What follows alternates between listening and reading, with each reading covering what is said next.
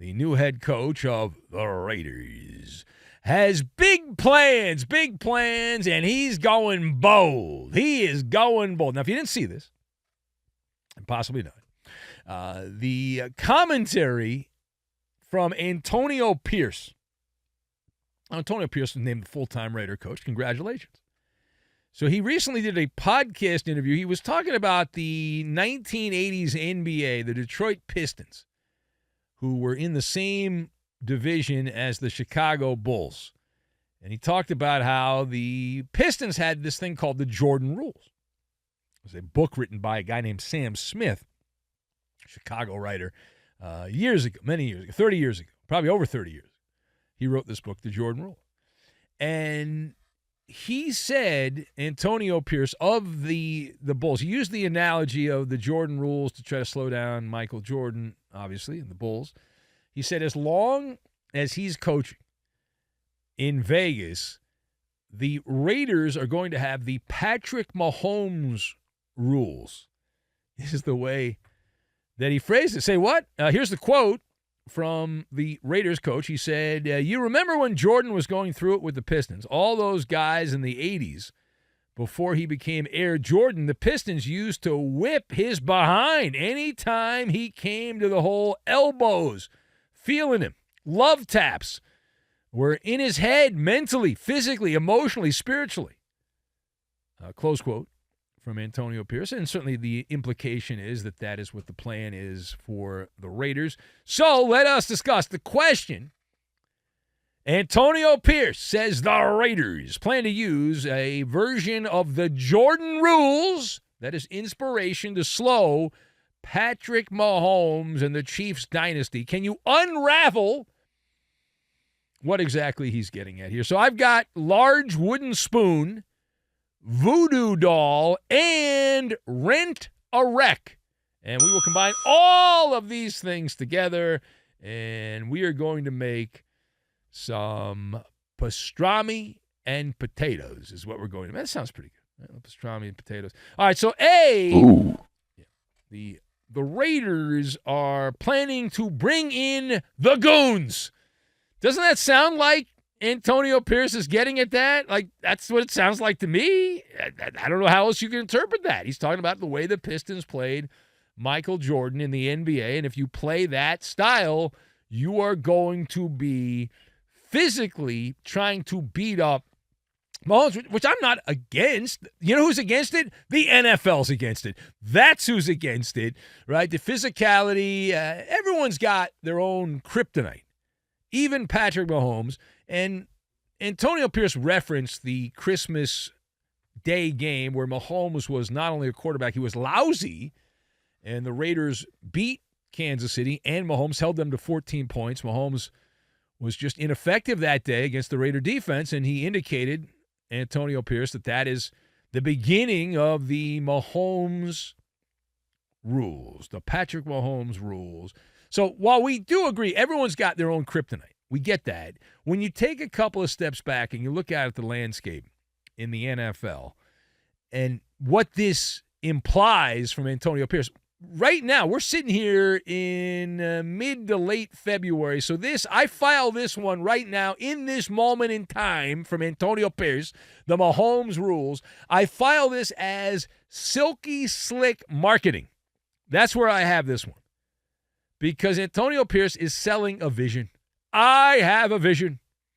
And that's his vision. He's using a large wooden spoon, which actually serves a couple of purposes. He's stirring the pot of the pirate ship for the Raiders. The autumn wind is a Raider. So he's going down that road. And then in addition, not only do you take that wooden spoon and stir, right? You stir the pot there. But also you can use that large wooden spoon as a weapon to spank Patrick Mahomes. So double your pleasure, double your fun. Why not? What the hell?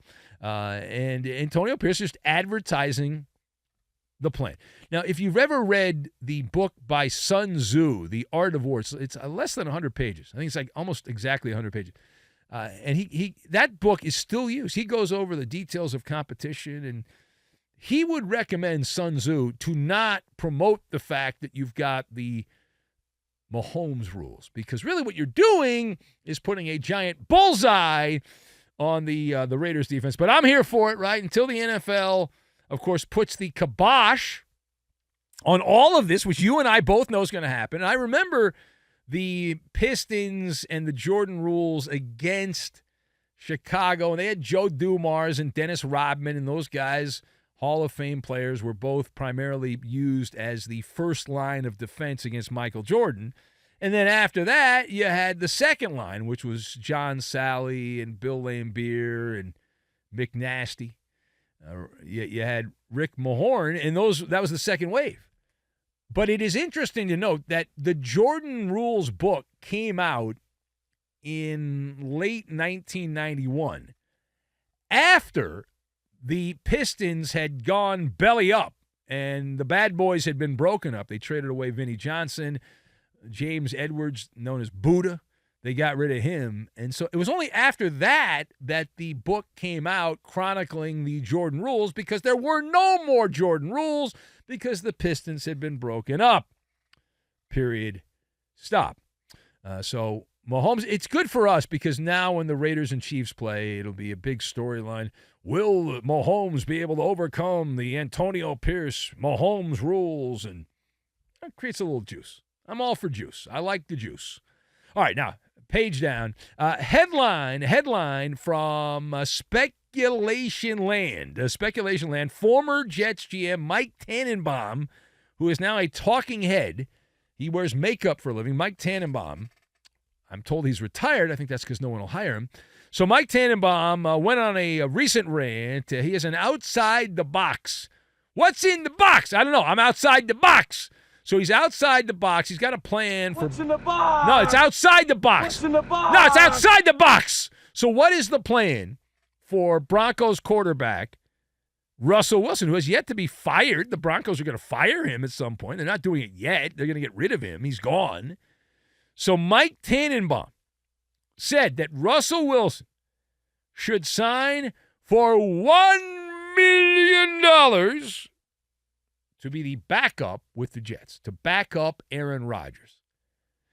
Now, keep in mind that I don't even know if that's allowed based on the veteran minimum and the length of service that Russell Wilson has had in the NFL. But assuming that is allowed, Tannenbaum made the argument that if you go back a generation in the late 90s, that Vinny Testaverde, who was in his mid-30s, signed a contract with the Jets, and he had great success with the Jets, but that's a long time ago in a different era. So let's discuss the former Jets GM saying that Russell Wilson should sign a deal to back up Aaron Rodgers.